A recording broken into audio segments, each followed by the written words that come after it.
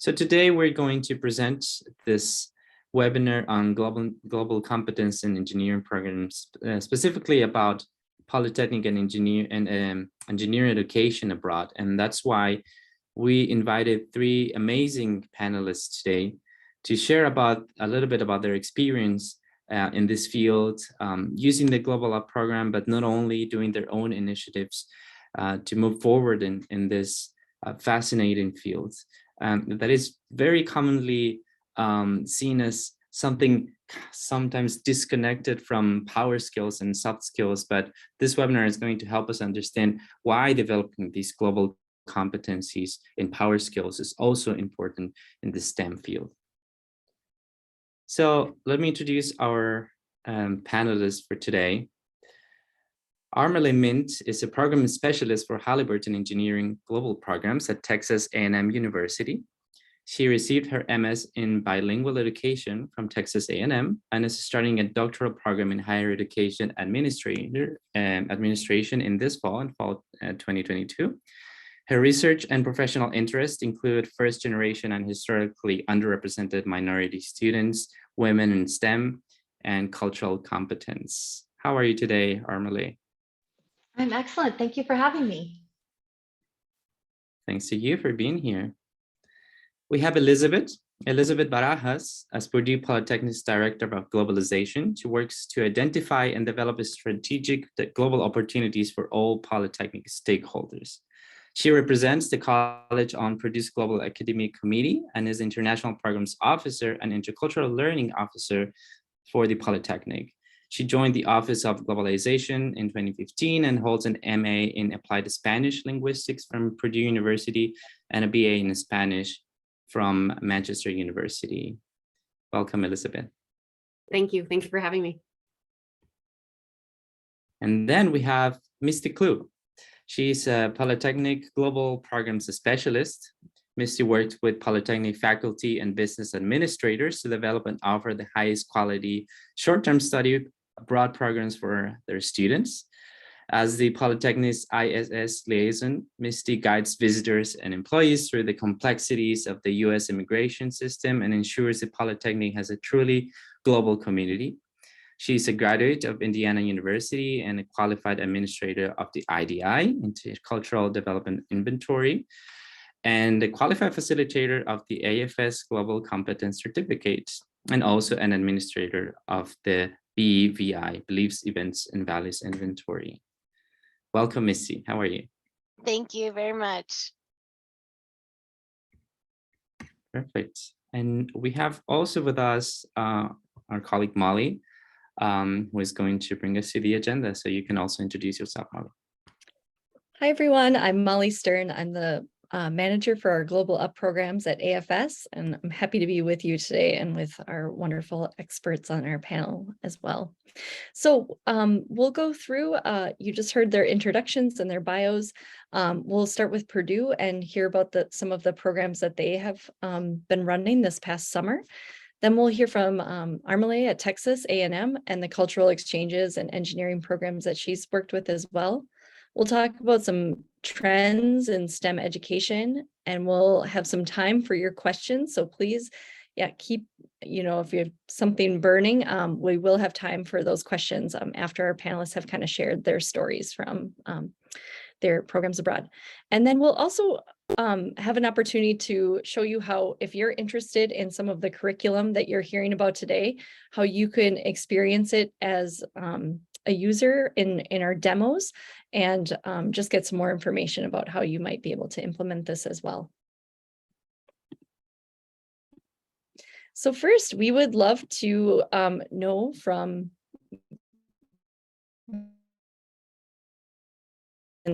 what's your role going to pull.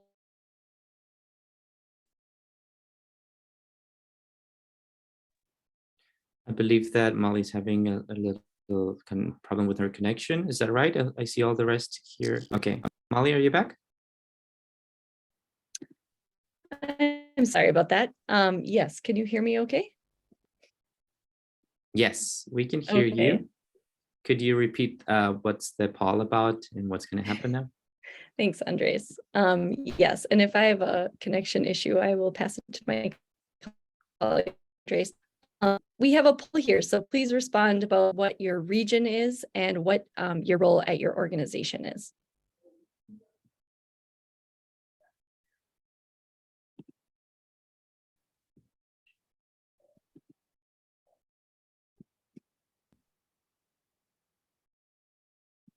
Okay.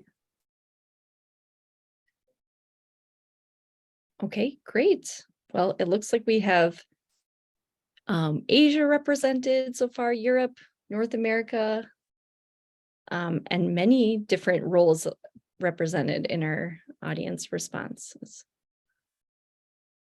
Okay.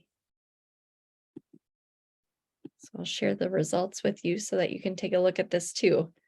This is just helpful for us to kind of know who's calling in from where and maybe the interest level, depending on your different roles, and maybe you have multiple roles as well. Thank you.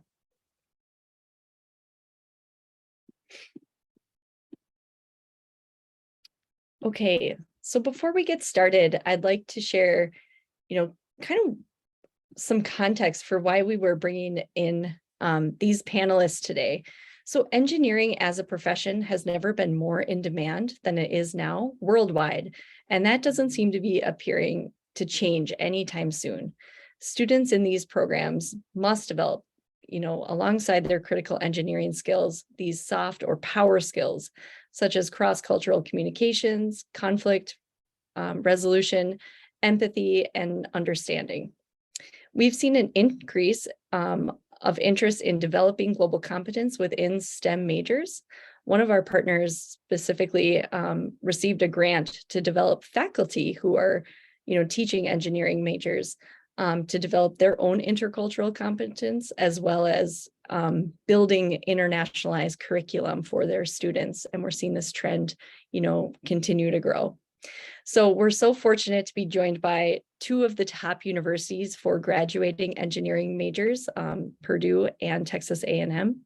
And so now we'll turn to our experts in the field who are serving these students on the ground in both these hard and soft skill development, and hear stories from both the return of the study abroad programs, as well as some of these virtual exchanges and cross-cultural exchanges and internships as well. So we'll start with Misty and Elizabeth in talking a little bit about where they find, the context of Purdue and some of the programs that they've been working on. Thanks, Molly. Appreciate it. So I'm Misty Clue, and I've been with Purdue for about 10 years now. And I'm pretty excited about sharing our program that we developed a few years back before the pandemic.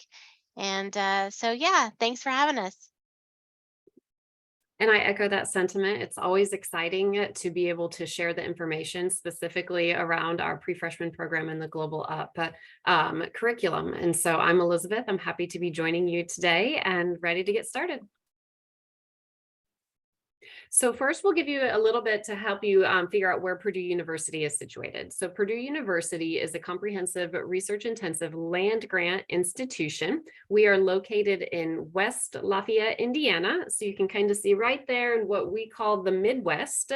And we represent the Polytechnic Institute. It is not a separate institute from Purdue University, but it's one of our 10 academic colleges. And so within that, we house 7 departments and schools that are listed over there on the right.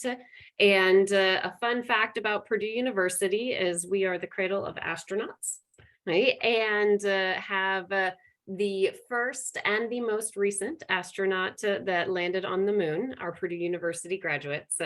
And our enrollment just hit a record amount of just over 50,000 students this year. Right, so we're seeing exponential growth. We can echo what Molly said about the demand for engineering and STEM degrees continues to skyrocket.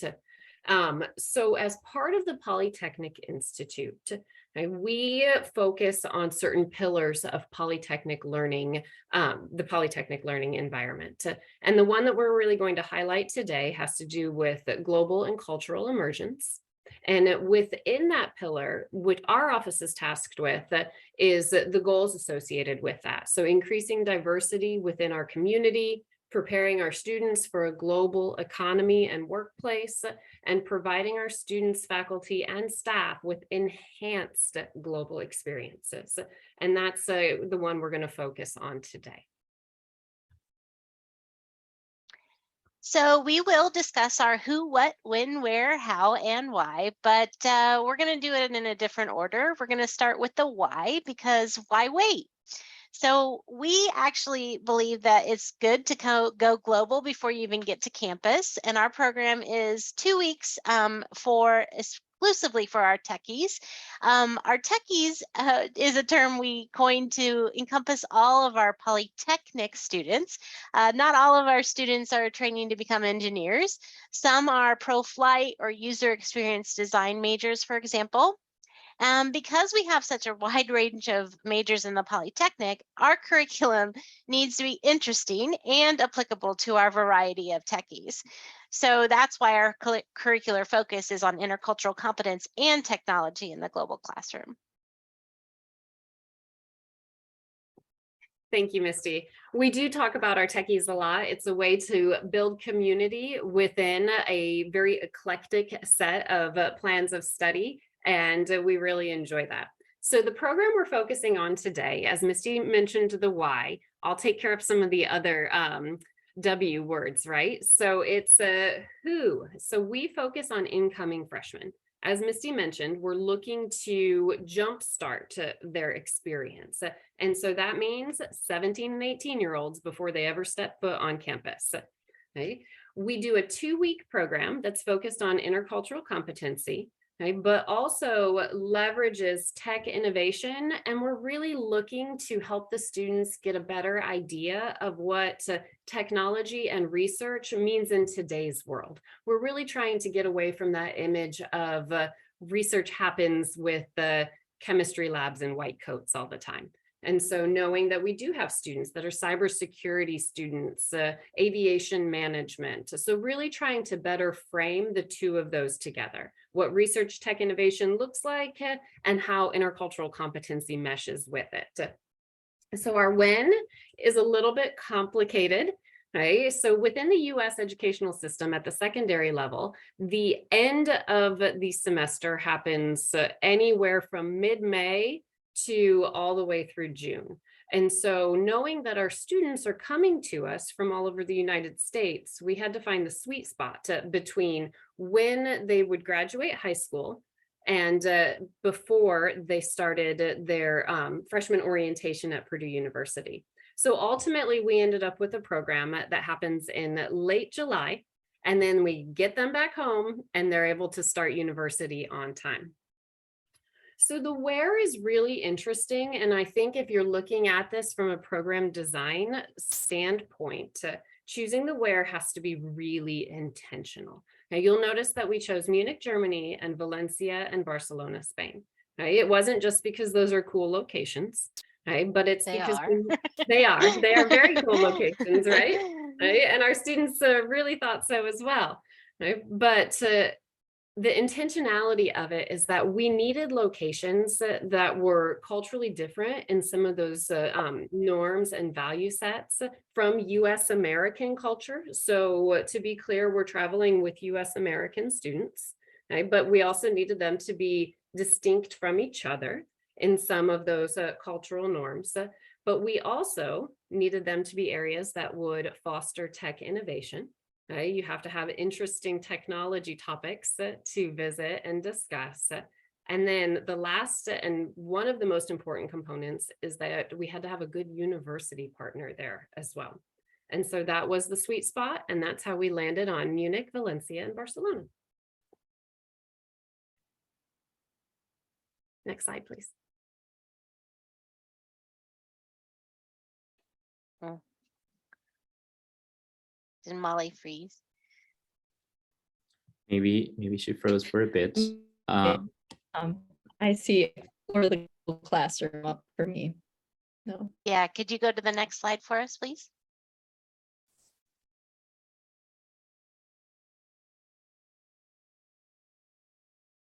work. I think that we can switch just in case. While we switch to the next slide, would you mind explaining us the step by step? Because I know that I think that that's what you're gonna tell us next, right? How that works, the how. Exactly. Yep, So it can be difficult to recruit for pre-freshman programs since our students are still in high school and they live across the United States. So if we had a call out event, no one on campus would be able to actually attend it. So only once we have them, only once the students have been accepted to Purdue are we allowed to even contact them. Because if we shared our program before that, then it could be kind of construed as a form of enticement. It's a rule. I don't know, we don't break it. The students and their parents get our email that talks about our program, and that's really critical because the parents can sometimes be the catalyst that gets the students to be involved in our program. Along with that email, we attend campus events that our recruiting office puts on that for visiting students and their parents. And we present about all study abroad opportunities available to Polytechnic students and the importance of having intercultural competence. But of course, a not so shameless plug of our program is also given. We utilize the IDI as an assessment tool for our program. So we monitor that completion along with the rest of the incoming student cohort. And we communicate with our students via email and WhatsApp to prepare them for the international travel. And we enroll them in the Global Up Abroad. Thank you, Misty. Yeah, it's always fun to talk with the students that are actually on the program to figure out, well, was this your idea or was it your parents' idea? And it's usually a 50-50 split where they say, I forwarded this to my parent, or my parent said, you're doing this. And so those are fun things to learn about, to see who was the motivation behind it. So yeah. After the students go through the at-home pre-modules of the Global Up, travel day arrives, and we're prepping them for all of this in the pre-work that they're doing, all of the conversations, the enrollment, things like that. And we're wheels up and we meet our students in the first city, which is Munich. And so that's what you'll see on the photo there. Some very tired yet excited techies in the Munich Airport Center. Some of the students travel with us, so we share our flight itinerary out of Indianapolis. That's our closest international airport, and others will meet us in a connecting location, and others will meet us in Munich. And so they come from everywhere. It's silly to force a student from California to come meet us in Indiana prior to heading over there. So we, try and make it so that there's a window of time and we monitor their flights. We have someone else monitoring their flights, and so far so good. Okay. So we meet in Munich, and then the students start the abroad section of the modules. Okay, so throughout the day, they're working with us on the tech innovation side of it, the cultural visits, and they essentially become night students when it comes to doing the Global Up modules. So really, they're kind of day and night students because it happens in a full part of the day fashion. Right? And so they go to industry visits, so we do the cultural experiences, and all the while we are looping in the lessons, the topics, the conversations, the comments that they left on the Global Up modules, and really making the host location the classroom. Right? So you have to really embrace that informality of it.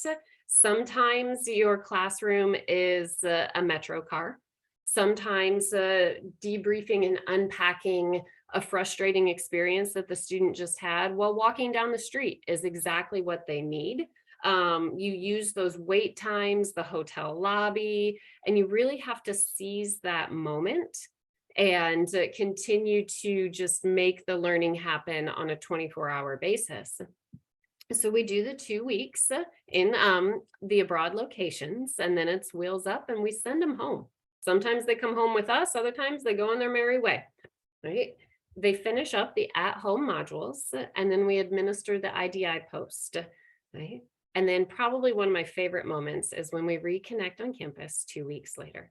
And so these students are coming from all over the country. and they have a pre-existing support network. And they're still communicating on their WhatsApp group. They know when everyone's moving in, they're planning dinners together. And we really enjoyed that aspect of it, how they bonded, how they've really made their transition in a huge life transition into the university setting. And they have all these things in common already, and it really helps. So that's the how. Next slide, please. And so we've run this program now for 3 iterations. So we did have the pause during COVID. So this last year was our COVID relaunch, post-COVID relaunch. And so I'm sure there's some questions. What you're seeing right now is the example of that informality in the classroom on the screen. And so we have students working in small groups in hotel lobbies. We do cultural excursions. And as you're hiking through Park Güell, you're having these debriefing discussions. And the photo on the right is actually class, right, in the English garden in Munich, prior to them all jumping in the river.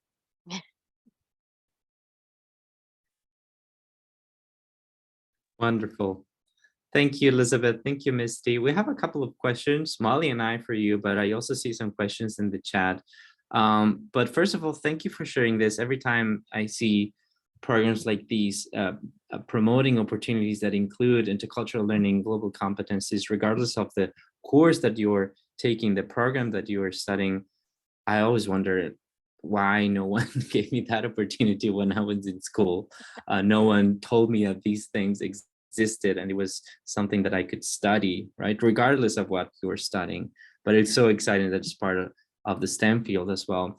And you mentioned that this program is part of the priorities, right? Enhancing global experiences. And I also saw that this first one is about addressing diversity as something important. And I think that global competencies include like acknowledging diversity, cultural diversity, every type of diversity. So it's also really cool to know.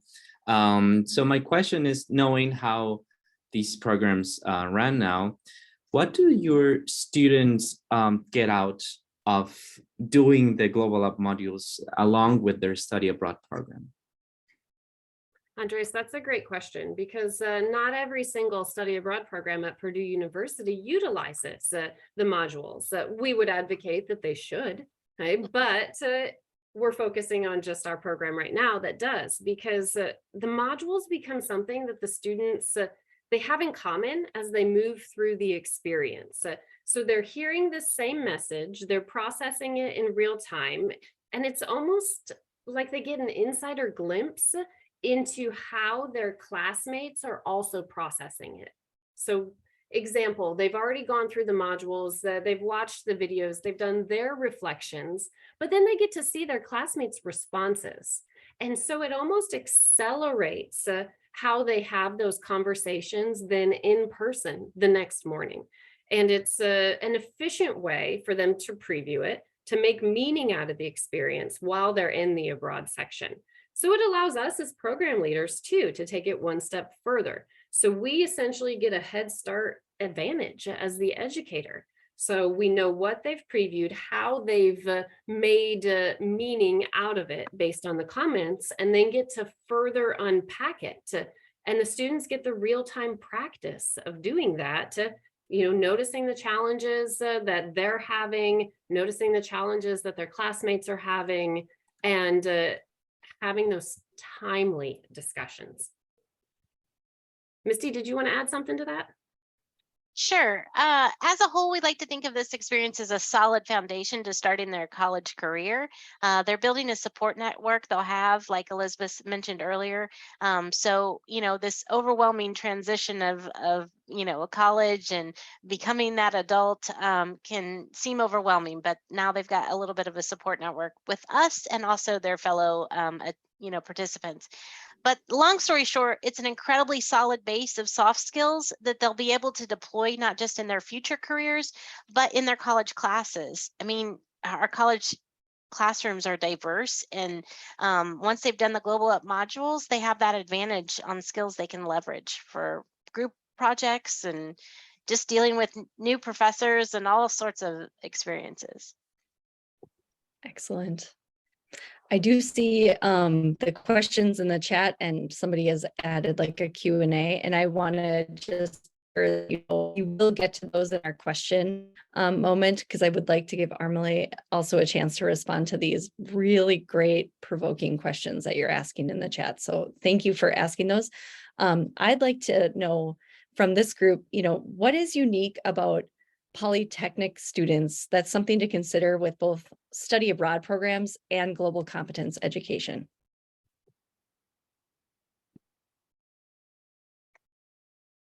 So Elizabeth, I think that that getting to know your audience is really crucial.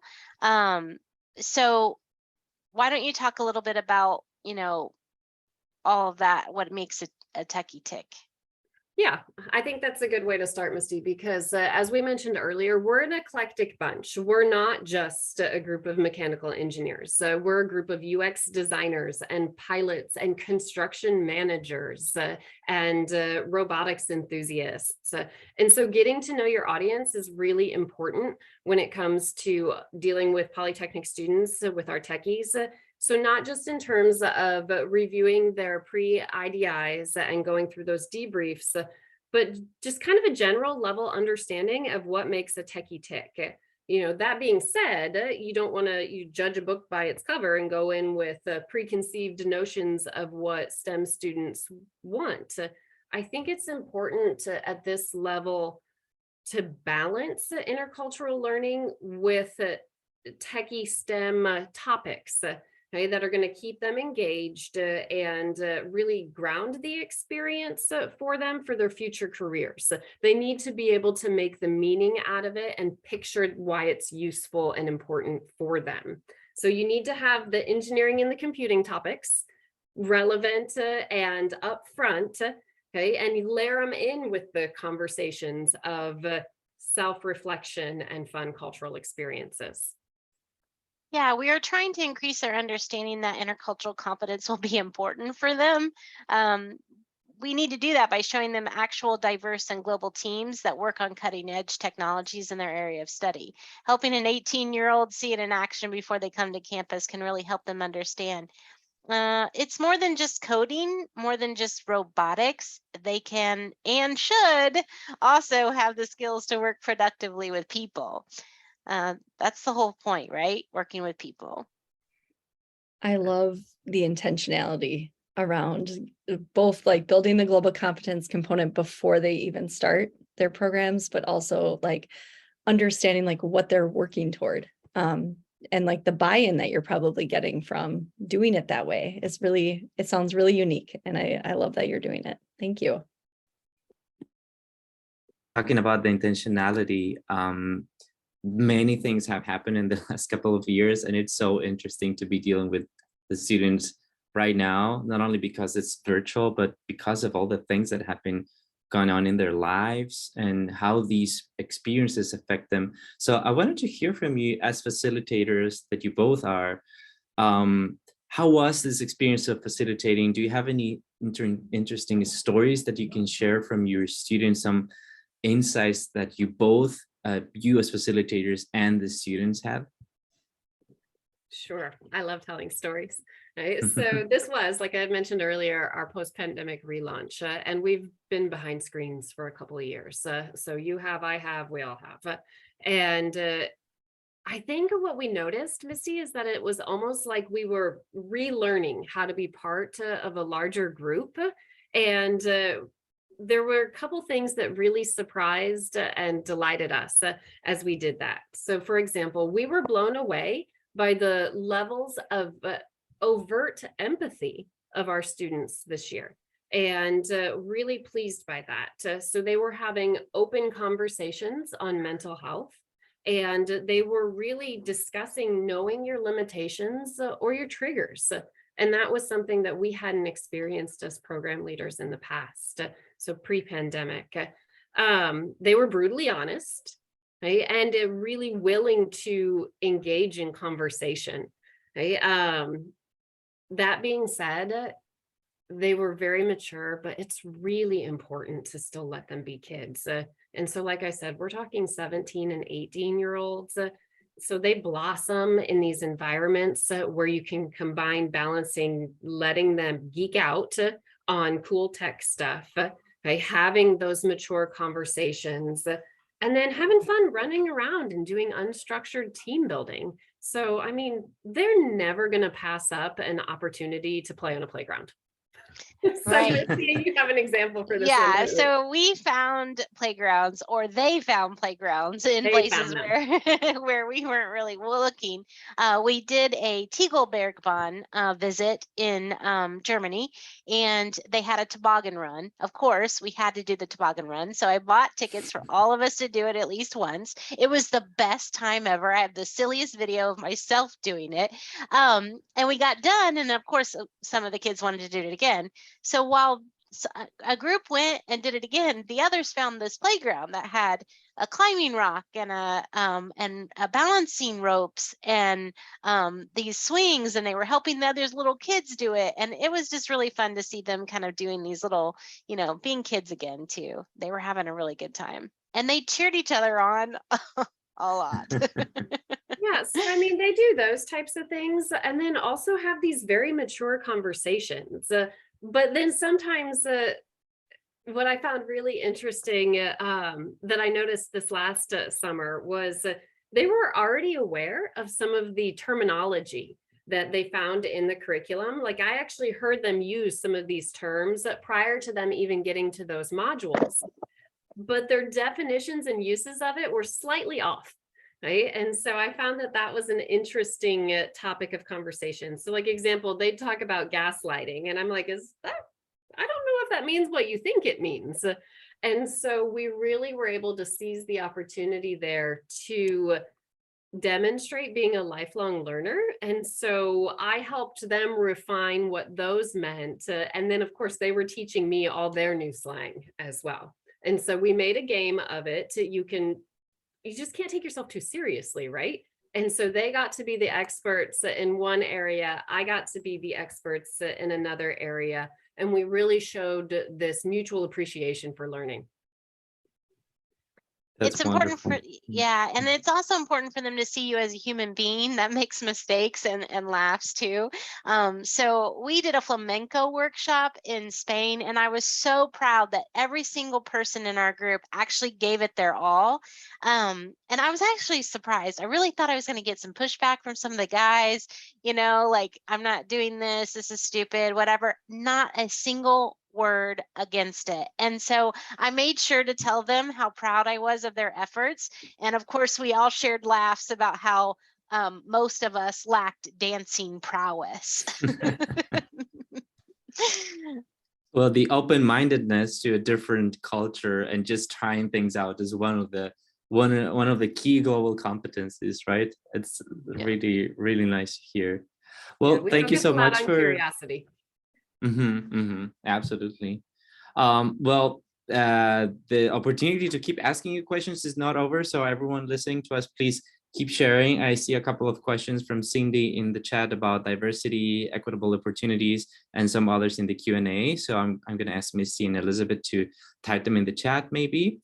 But now I'd like to hear from Armale as well about the engineering global programs that you run and how this experience has been for you. So over to you. Thank you. Thank you, Andres.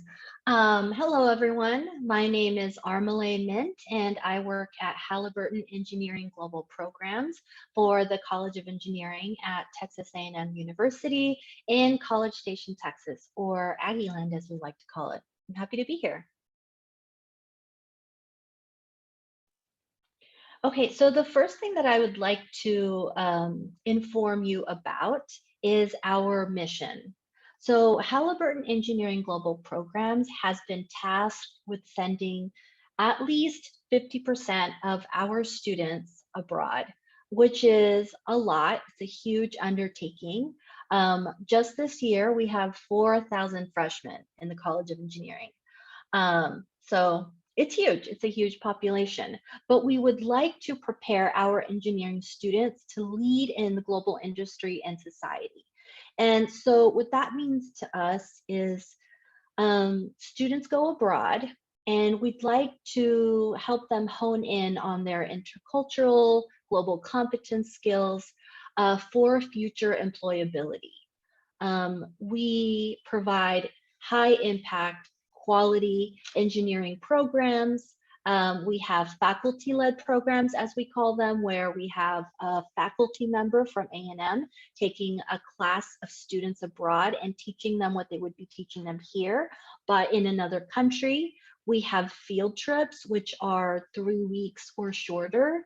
And we offer research internships where students study with a professor abroad. They help them with their research projects. And of course, we have semester exchanges as well. Next slide, please. So we have a virtual international internship to India. Actually, all of our international internships last summer were virtual.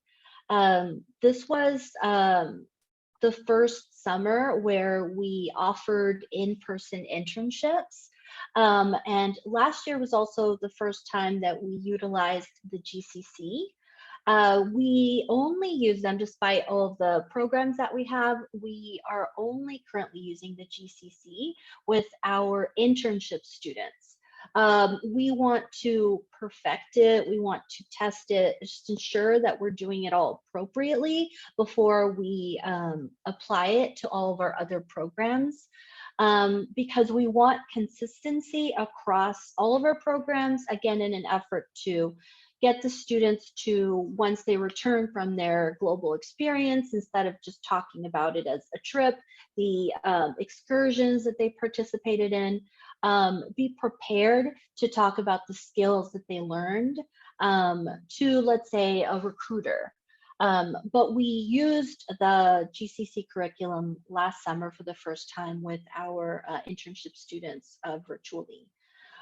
We would like to also use it for our field trips. That will be the next thing that we will do. And again, with our internships that we have abroad. Next slide, please. Okay, so we developed a program in an effort to, for us, define what global competence is for engineers, and also provide it to them in a way that they will understand it and value it, and also create a program that will effectively, again, help them hone in on these skills. So the way we are defining global competency is we have these 4 skills that we'd like for them to develop.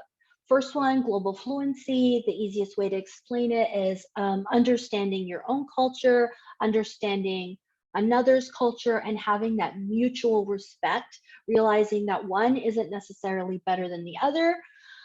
Adaptability, being able to adapt in situations in different countries. Let's say one example that I give students is, you know, if you're thinking as a mechanical engineer of how you're going to build a bridge, what factors you need to consider, who your stakeholders are going to be, that might change depending on whether you're considering building this bridge in the United States or, let's say, in the Amazon. Intercultural, interpersonal skills such as communication skills, being able to communicate with different populations, different cultures, and what we call, this lengthy one, understanding of global dynamics and engineering solutions, which again goes back to my example about the bridge and the varying countries. Next slide, please. So along with this definition of what global competency is for our engineers, we are developing an accompanying program, a curricular program. We would like to help the students pre, during, and post program. And what we do in the pre is we have a Raising Your Cultural IQ workshop, that's what we call it. And this is for all of our students who are traveling abroad. Again, all of our engineering students who are traveling abroad. They attend this session, they learn a little bit about what to expect what intercultural and global competencies they will learn when they are abroad.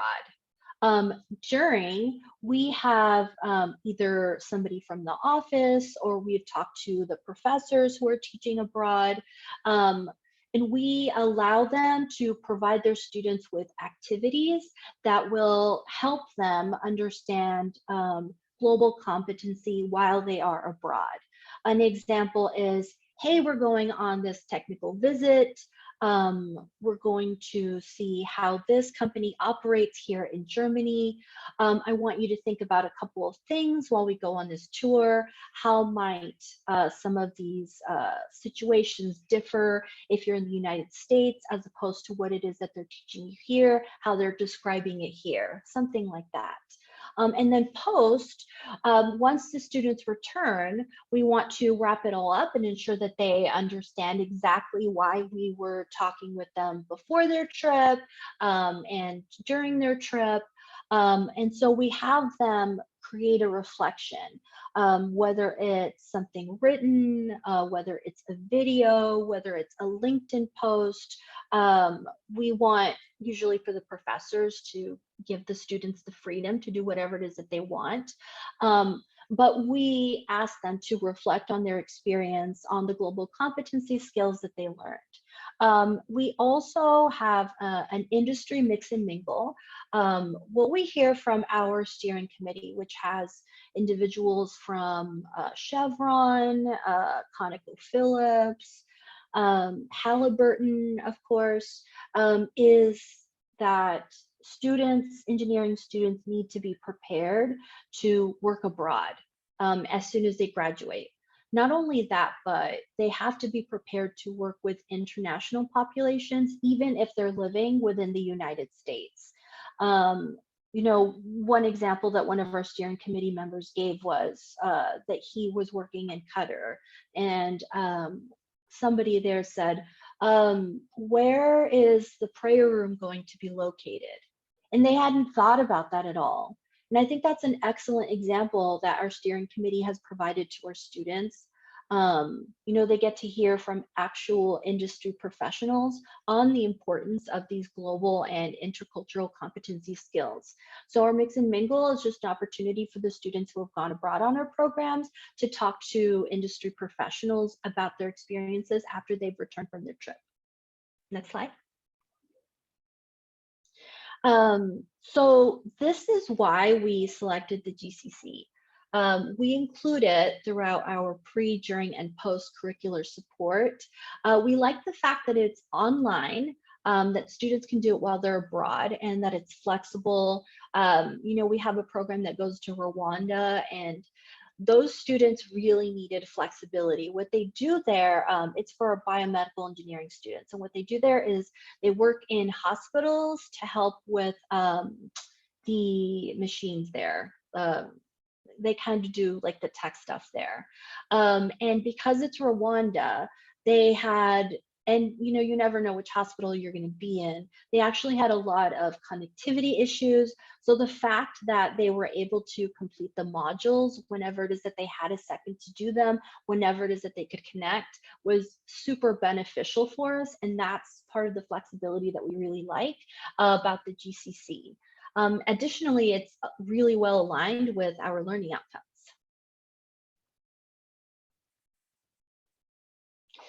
Okay. So we have paired our programs with the GCC programs. We have programs that have global competence development as part of their course content. And in the interest of time, I think we'll go ahead and move on to the next slide. So you have some questions for me? Yes, we do. And thank you so much. Wow. I'm sure we could do a whole other webinar on just some of the uniqueness of the programs that you've been offering and opportunities for your students. It's so cool to hear more details on those. So yes, the first question I'd like to just hear from you is, what are some of the most lively parts of the facilitated dialogue sessions with your students this past summer? And if you could comment, like, if they were combined into sessions, both with the virtual and in-person internships, that would be great for our listeners to hear too. Sure. So again, we just started with the GCC last summer with our interns. Last summer, it was all virtual for them and for us. And this summer, they got to go in person. They got to go abroad in person. So it was a really interesting dynamic seeing the differences and the similarities in how the GCC impacted our students who actually traveled abroad and those who worked with the universities online. But something like some of the most lively parts of these facilitated dialogue sessions, I mentioned Qatar. So we have a branch campus at Qatar called TAMU or Texas A&M University Qatar. And when students visit that campus, they have certain expectations of the Middle East that are challenged by the country's people and education city in general. Oftentimes these students return with a new perspective on the Middle East, and they love to educate the other students about how safe they felt while in Qatar and what they learned about Muslims and Islam, and how they related so well to the people, which is amazing because of the fact that we are in Texas and also we're at Texas A&M. You know, our population is very conservative, mostly Christian, mostly white. So these facilitated dialogue sessions provide an opportunity for students to discuss the cultural aspects of their trip, not just those academic pieces, and again, not just those fun excursions that they participated in. I love that. And I love, what you kind of said about the population and makeup of, the students and those facilitated dialogue sessions, the ones I've been a part of. It really is a learning space. And so even if we feel like very polarized in our society, coming into a space where they can explore some of these topics and have some growth on their understanding, that's wonderful. Thank you. Andres? Armelle, I really loved how you described this cultural diversity being all around us and your students in particular, that you don't have to go abroad to understand that knowing these things is important, right? You can experience that diversity, not only like in terms of nationality, but diversity, cultural identity, beliefs, everything. So that was really interesting. And I wanted to ask you, as a facilitator, what is the most rewarding part of fulfilling your role with your students? The most rewarding part, well, we like to say that College Station and Aggieland is a bubble. Again, with the population that we have here, the specific demographics, it's very nice to hear students going outside of their comfort zone and learning from it. The most fulfilling part of my role is listening to them discuss these aha moments with each other, having these tough conversations with them, really diving into them in these facilitated dialogue sessions. It really bonds the students and it helps me develop a more genuine relationship with them. And cultural competence, diversity, DEI, JEDI, all of that area is very important to me. So being able to share that with these students and seeing them grow as people, not only academically, is incredibly fulfilling for me. Thank you, Armelle. That's great to hear. I think that's one of my favorite parts of my job is also being a facilitator and having the opportunity to listen to other students' stories and see how they grow and learn. As Elizabeth was also saying, some things that they already know, some words and concepts that they use, but once they intentionally learn about those, it makes much more sense what they are talking about and why those are actually tangible skills that we can use right in our daily life. So thank you so much, Armelle. That was great to hear. Please, to the audience, you can keep sharing your questions in the Q&A. You might see the answers to the questions that are being shared, but if you want to use the chat just to share your questions too, that's also fine. We'll make sure to type those in the chat. Great. Okay, so Molly and I have a couple of things that we would like to share with you before we end this webinar.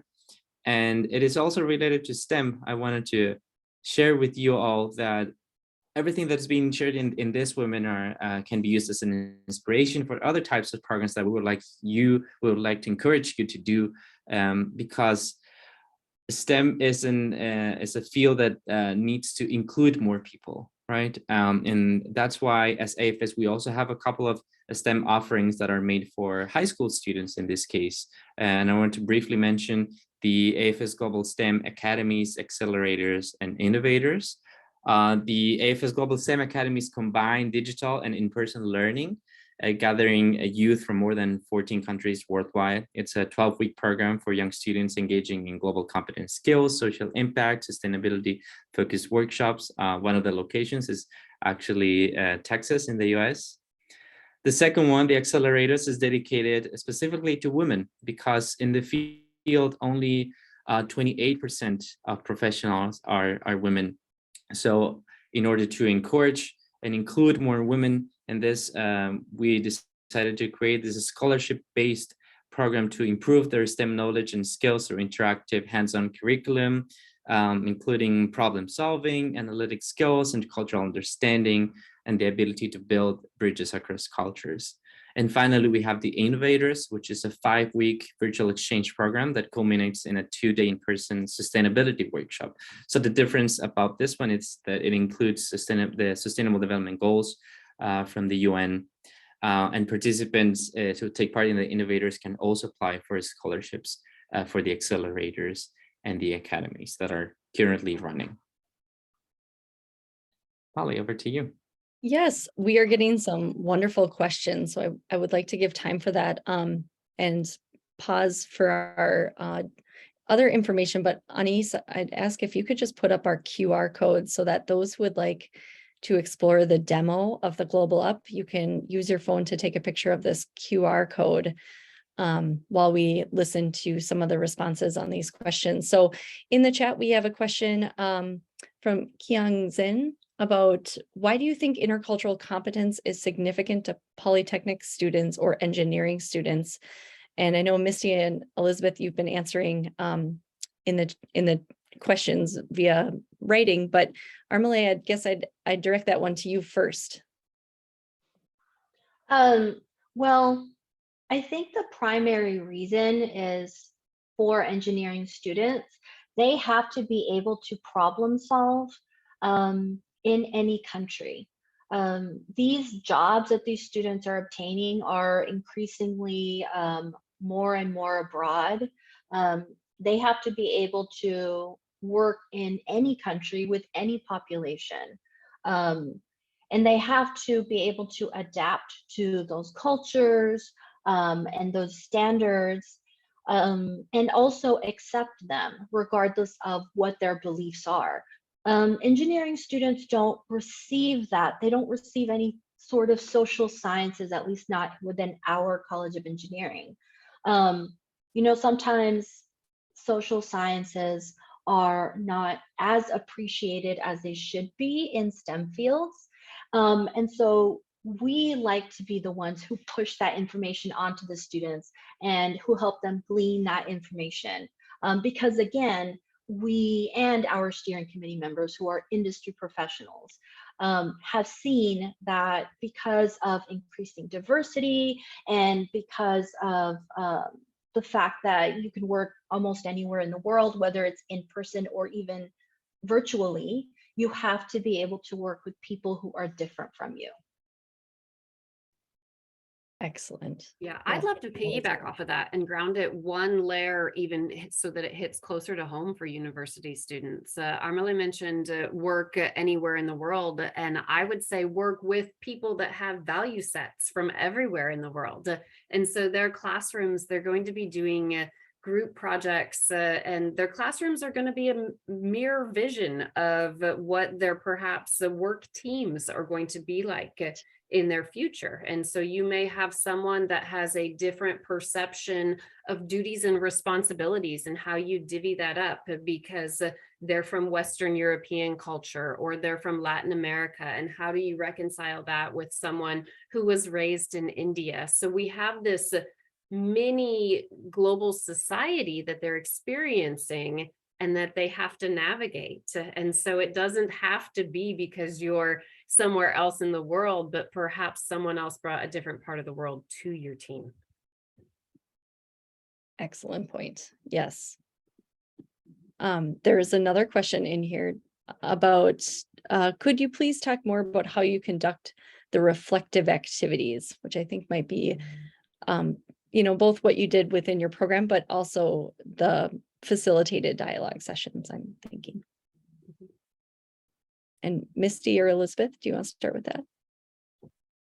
Okay, I'll take a stab at that too. So within the Global Up curriculum, there's certain points where you do the facilitated dialogues. And so you have to schedule that in. It's really important to get the students acclimated to the syllabus and the calendar within that. So especially for pre-freshmen, they're oftentimes not used to that. And so you schedule these in so that they're prepared mentally and with the content to have these discussions. And you have those facilitated dialogues wherever they need to be in a formal setting, and where you treat it like a class, even if it's not actually a class.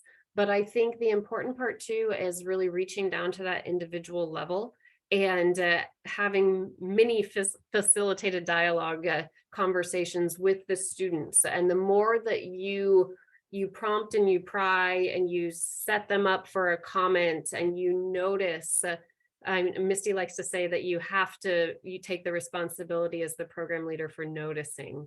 And the more you notice when they seem frustrated or confused or running into a roadblock, then you have to seize that opportunity no matter what. And it really helps the students process those in real time. Thank you, Elizabeth. Thank you, everyone. Thank you for sharing your good practices. I think it's super healthy. And that last question makes me think about that, how people are interested not only in what you do, but also how you do it. And your roles as facilitators, as professionals in this area. That's super interesting to hear how you facilitate your sessions, what activities you run. So I encourage you all to reach out to Elizabeth, Misty, and Armalate with these questions that are great. We would love to have a separate webinar only about these things in whatever field that you are teaching and working, good practices and facilitation. So it is about time. I would just like to tell the audience that when you scan the code, that would take you to the website. So in case you are interested in knowing how the Global Up program works and how you can join with your institution, you can go to our website, send us a message. You can also network with our 3 panelists to check what is their take on this. And we would like to finish by sharing our upcoming events. We have the Diversity Abroad Conference upcoming in the first week of October in San Francisco, California, with a concurrent session entitled DEI and Global Competence, Intersections, Conflicts, and Navigating the Gray. And we also have the regional meeting of NAFSA in Minneapolis in Minnesota. And we will have a booth exhibiting, and I believe that Molly will be at both. We also have qualified facilitator trainings upcoming in November, on November 8th and November 10th, one in the evening and one in the morning Eastern time. You can register in the Global Up website. In order to participate, you need to have a licensing agreement with AFS and be ready to run the program at your institutions. So that said, thank you so much for everyone who participated today. We really appreciate it. On behalf of AFS International, thank you to Texas A&M and to Purdue and to Armale, Elizabeth, and Misty for being here and giving us a little bit of your time. And thank you, Molly, for co-hosting with me. Thank you, everybody. Wonderful to hear all of these great stories from the study abroad experiences for these engineering students. And obviously this is a hot topic, so we might have to revisit this topic in a different angle with you all coming up in the next year. But yes, thank you so much for joining us, and thanks for all the questions from the audience as well. Thank you. Have a good day.